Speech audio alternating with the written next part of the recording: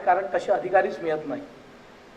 त्यामुळे मी तुम्हा सगळ्यांना विनंतीपूर्वक तुम्हाला एक फक्त एवढंच सांगायला आलो आहे की या स्पर्धा परीक्षांच्या मागे जोपर्यंत आपण लागणार नाही, मान्य हार्डीकर साहेब असतील, मान्य गीते साहेब असतील किंवा 2 दिवस चालणाऱ्या अनेक चर्चासत्रांमधून अनेक मान्यवर तुमच्यासमोर बोलणार आहेत, याच्यामधून जर आपण काहीतरी घेऊन इथून गेलो नाही तर उद्या जो नवीन महाराष्ट्र आपल्याला घडवायचा आहे, जो पुरोगामी महाराष्ट्र आपला होता, ज्या विदर्भाच्या बाबतीत आपण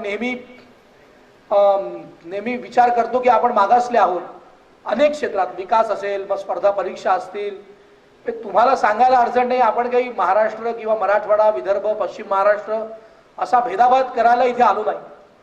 पण मी तुम्हाला माझा परत एकदा अनुभव शेअर करतो। माझे वडील फार लवकर वारल्यामुळे मी राजकारणात आलो। मी पॉलिटेक्निक पर्यंत शिक्षण केलं। मी 19व्या वर्षी नगरसेवक झालो आणि या राजकारणात जेव्हा मी आलो त्या विदर्भात या नागपूर शहरात 24 पोलीस स्टेशन आहेत। मी लहान अनुभव तुम्हाला सांगतो। या 24 पोलीस स्टेशन पैकी 20 पोलीस स्टेशनचे जे पीआय असतात, ज्यांना आपण पोलीस निरीक्षक म्हणतो, हे मराठवाडा किंवा पश्चिम महाराष्ट्रातले आहेत। आणि जेव्हा बदल्या होतात तेव्हा जेव्हा आता मुख्यमंत्री नागपूरचे असल्यामुळे जरा चर्चा जास्त होते, तेव्हा विदर्भातला माणूस नागपुरात आणा, नागपुरातला माणसाला जेव्हा लिस्ट बघितलं जाते त्या नागपूर असेल, विदर्भ असेल, अमरावती विभाग असेल, नागपूर विभाग असेल, यातले बोटावर मोजण्या इतके अधिकारी आपल्याला दिसतात। त्यामुळे जेवढी चूक त्यांची आहे त्याच्यापेक्षा जास्त चूक आपली आहे। आपण या परीक्षेच्या मागे आपण लागलो नाही। पण आज आकार फाउंडेशनमुळे इतकं चांगलं संमेलन, इतके चांगले विद्यार्थी जे स्वतःच्या पैशाने या नागपुरात आले, स्वतःचं शुल्क भरून या शिबिरात आपण उपस्थित आहात, आकार फाउंडेशनचं आपण अभिनंदन केलं पाहिजे की एक नवीन सुरुवात, देर से आहे लेकिन दुरुस्त आहे, म्हणून एवढे सगळे विद्यार्थी विदर्भातल्या जिथे आहेत। त्यामुळे परत एकदा नागपूरचा महापौर म्हणून मी आपलं अभिनंदन करतो। मी परत एक अनुभव आपल्याला सांगतो। बिहारवरनं एक गाडी नागपूर मार्गे दक्षिण भारतात जाते। त्या गाडीचं नाव आहे संघमित्रा एक्सप्रेस। त्या गाडीने प्रवास करताना एक वेळा मधलं सेशन संपलं की विद्यार्थी आपल्या गावाकडे जातात आणि मग सेशनच्या सुरुवातीला दिवाळीनंतर परत आपापल्या कॉलेजेसमध्ये जातात। या संघमित्रा एक्सप्रेसला 19 डबे होते। 12 डबे हे सेकंड क्लासचे होते आणि या सर्व सेकंड क्लासच्या डब्यांमध्ये चेन्नईपासनं तर कोचीपर्यंत जे काही इंजिनिअरिंग कॉलेज असतील, MBA कॉलेज असतील, अनेक टेक्निकल इन्स्टिट्यूट असतील, या सगळ्या इन्स्टिट्यूटमध्ये शिकणारे बिहारी मुलं जवळपास 1300च्या संख्येने या संघमित्रा एक्सप्रेसमध्ये होते।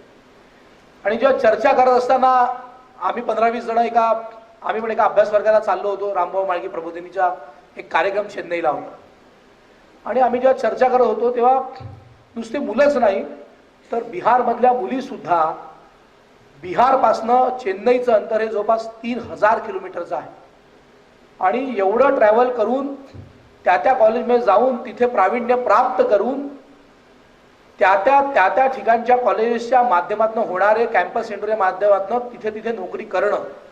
आज आपण महाराष्ट्रात राहतो, नागपूरचा विद्यार्थी पुण्याला जायला त्रासिक असतो, अमरावतीतले विद्यार्थी नागपुरात यायला जरा अडचण, त्यांना जरा वाईट वाटतं।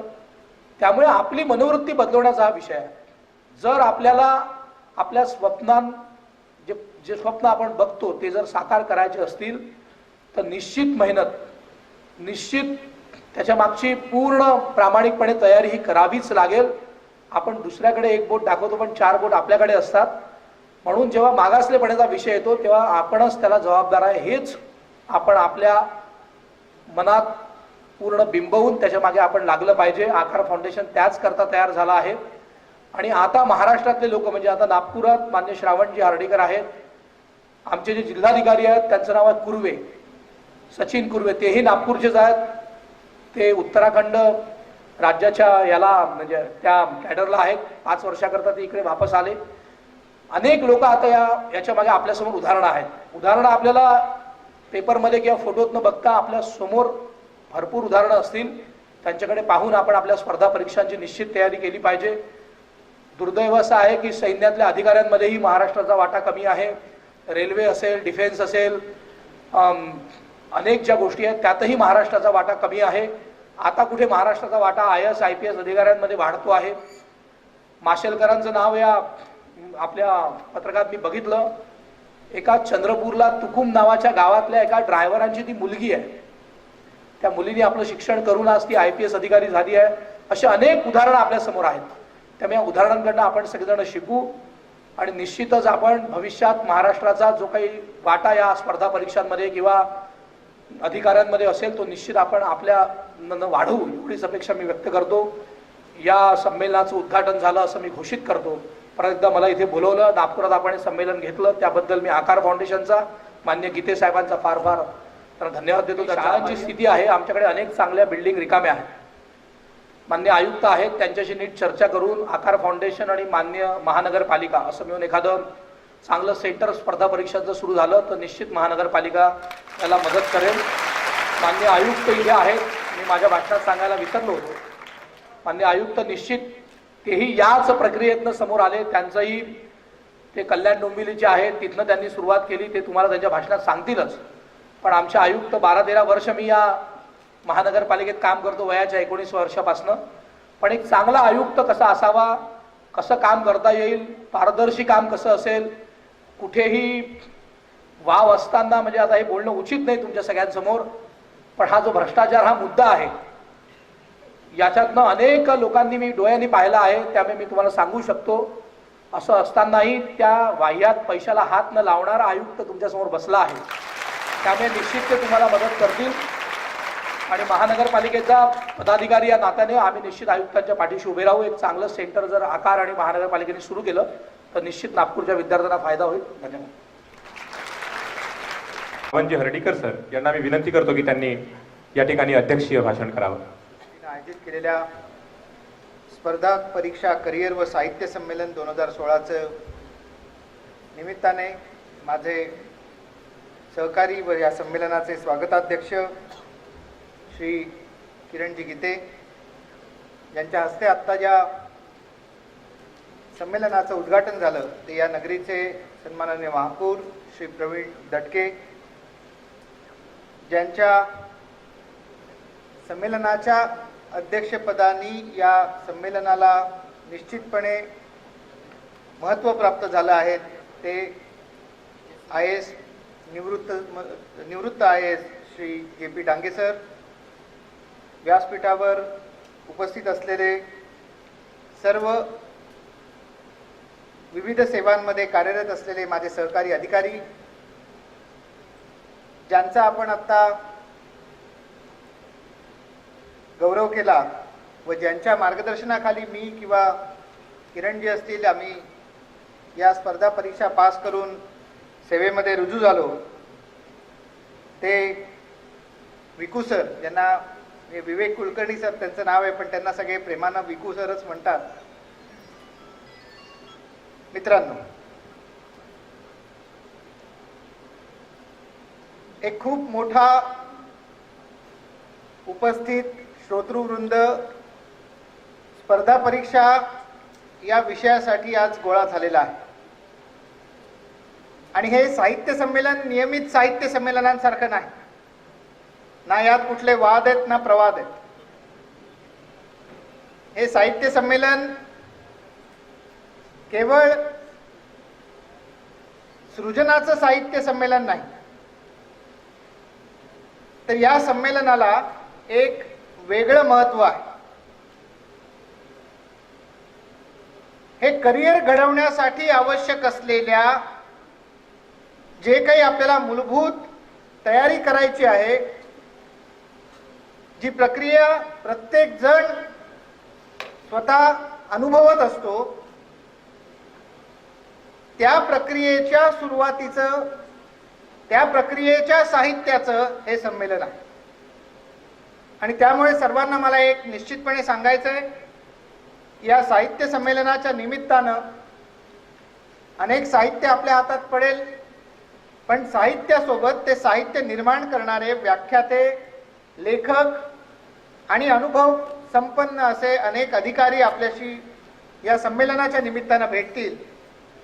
या सगळ्यांच्या उपस्थितीचा आपण सगळ्यांनी पहिल्या प्रथम निश्चित असा लाभ करून घेतला पाहिजे. कारण एखादं पुस्तक वाचलं आणि आपण त्याचा आनंद उपभोगला असं हे काही फील्ड नाही. आपल्याला ही परीक्षा आहे आणि केवळ परीक्षा उत्तीर्ण होऊन भागत नाही, ही स्पर्धा परीक्षा आहे आणि स्पर्धा परीक्षा आणि सामान्य परीक्षा यातला फरक आता सगळ्यांना जवळपास कळला असेल. अनेक जण या प्रक्रियेतून जात आहेत, जाणार आहेत. आम्ही काही जण आज पास झालो आहोत, पण आम्ही सुद्धा या प्रक्रियेतून गेलेलो आहोत.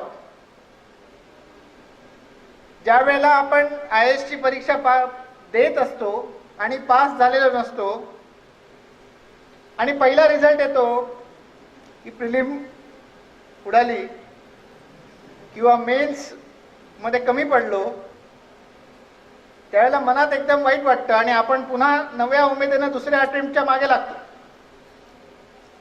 पण आपले आई वडील जगाला काय उत्तर देतात हो? मुलगा काय करतोय? पास झाला पण सिलेक्ट नाही झाला. हे कडवं वास्तव प्रत्येकाने मनात बिंबवून ठेवलं पाहिजे. ही परीक्षा आहे, ती पास होण्याची नाहीये, ती सिलेक्ट होण्याची आहे. Because you are selected once in your life time. एखाद्या सेवेसाठी जेव्हा निवड होते तेव्हा ती एकदाच होते, परत परत नाही. एखादी व्यक्ती डिग्री परत परत मिळू शकते. परीक्षेला बसायची ज्यांना हाऊस असेल ते बसू शकतात परत परत. पण स्पर्धा परीक्षेचं यश जर मिळवायचं असेल तर that is enter and exit with laurels. एवढं एकमेव मार्ग आहे. There is no other route. कारण परीक्षा दिली, सिलेक्ट झालं, नाही सिलेक्ट झालं तर दुसरीकडेच वळायचं आहे. त्यामुळे पहिल्या दिवसापासून प्रत्येक परीक्षेला बसणाऱ्या मुलानं मनात बिंबवून ठेवलं पाहिजे, जिंकायचंय. आणि ही म्हणूनच मी म्हणतो की ही परीक्षा केवळ तुमच्या अभ्यासाची, तुमच्या हुशारीची, तुमच्या अनुभवाची, तुमच्या तयारीची परीक्षा नाही. ही परीक्षा आहे तुमच्या ॲटिट्यूडची, तुमच्या मनात असलेल्या जिद्दीची, निर्धाराची आणि तुमच्या व्यक्तिमत्वाची. सिलेक्ट देखील बरेच होतात, पण पुढे आपल्याला वर्ष अनेक 35 वर्ष सेवा काढायची. पूर्वीच्या काळी सोपं होतं. जनमानस सामान्यपणे अनअवेअर होता. हक्क, कायदे यांचं ज्ञान लोकांना नव्हतं. पण मित्रांनो, जी परिस्थिती 75 साली होती ती आज नाही, 2000 साली होती ती आज नाही. मी ज्या वर्षी सेवेत आलो ते वॉटरमार्क इयर समजलं जातं. आम्ही 2005 साली सेवेत आलो. हे 2005 साल कसलं वॉटरमार्क इयर आहे? एक लँडमार्क कायदा त्या वर्षी पास झाला. कोणी सांगू शकेल? RTI, माहितीचा अधिकार. त्यामुळे आम्ही पारदर्शी सेवेच्या क्षेत्रामध्ये प्रवेश केलेले पहिली बॅच आहे. आणि तेव्हापासून लोकांच्या हातात, जनमानसाच्या हातामध्ये एक महत्वाचं असं हत्यार, एक टूल की ज्याच्या माध्यमातून प्रशासकीय सेवांवरती चांगलं नियंत्रण ठेवता येऊ शकतं.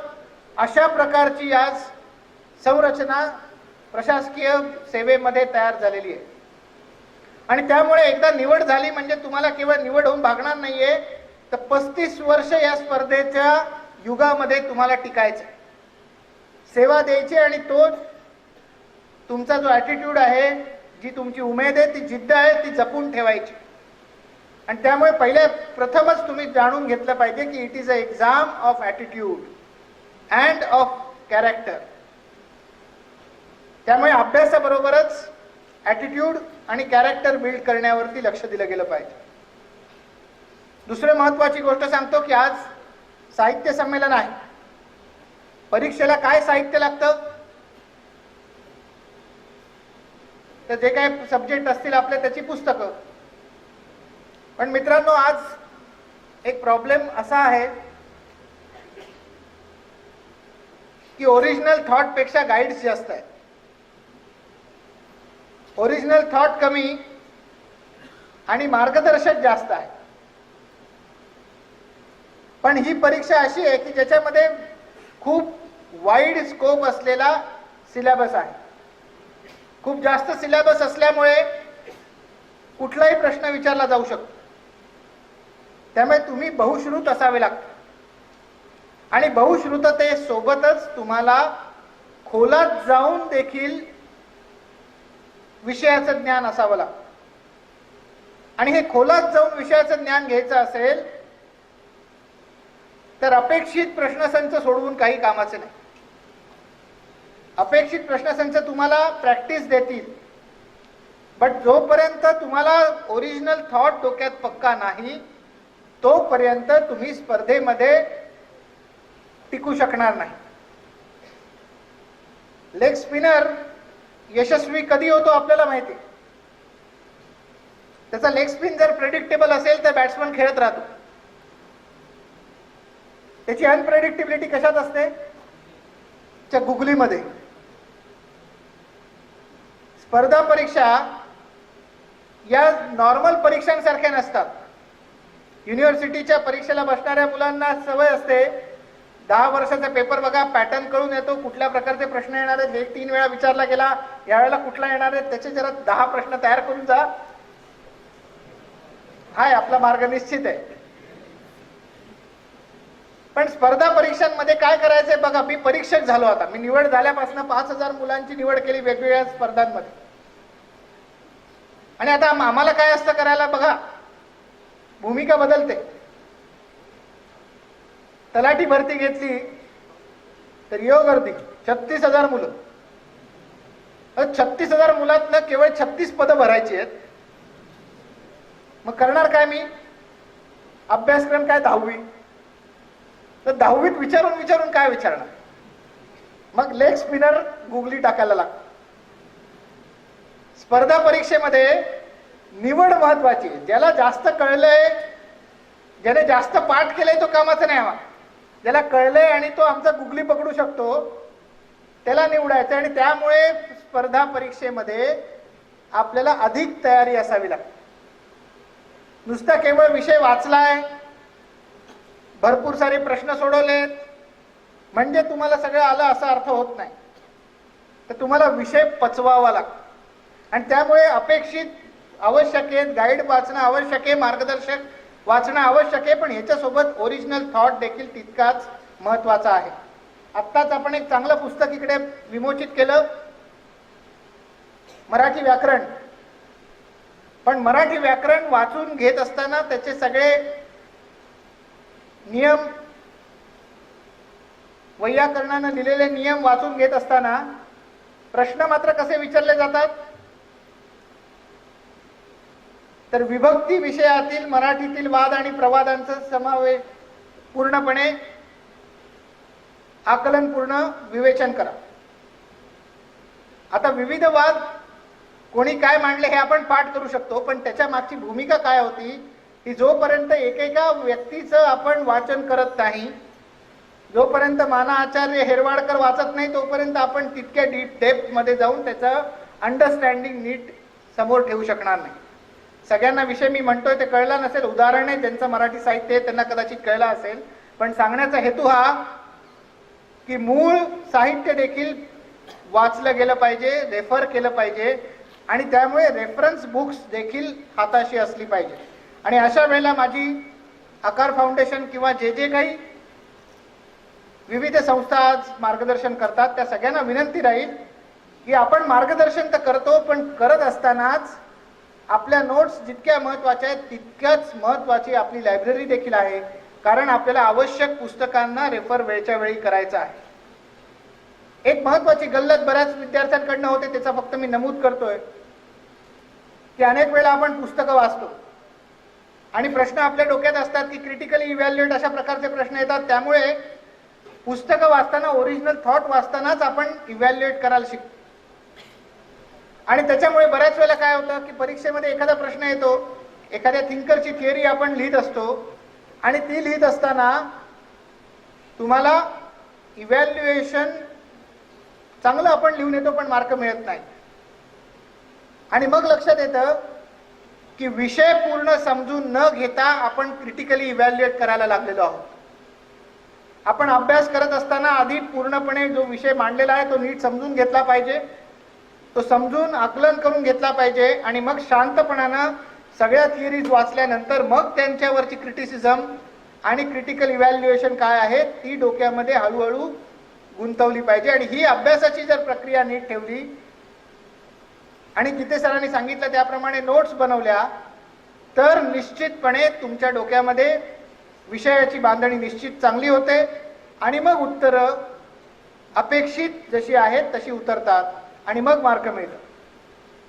सगळ्यात शेवटी एक मुद्दा मी सांगणार आहे, कारण आपल्याला अनेक नव्या दमाचे मार्गदर्शक आज आपल्याला लाभलेले आहेत. आम्ही ज्यावेळेला परीक्षा दिली तेव्हा पॅटर्न वेगळा होता, त्यामुळे आता नवीन पॅटर्न ऐकण्याची तुम्हाला अपेक्षा जास्त असेल. पण एक महत्वाची गोष्ट अशी आहे की स्पर्धा परीक्षेमध्ये आपल्याला जास्तीत जास्त मार्क मिळवायचे आणि त्यामुळे मी जेवढं येतंय तेवढंच सोडवून आलो तर मात्र हाताशी काही उरत नाही. आपल्याला चान्स पण घेता आला पाहिजे.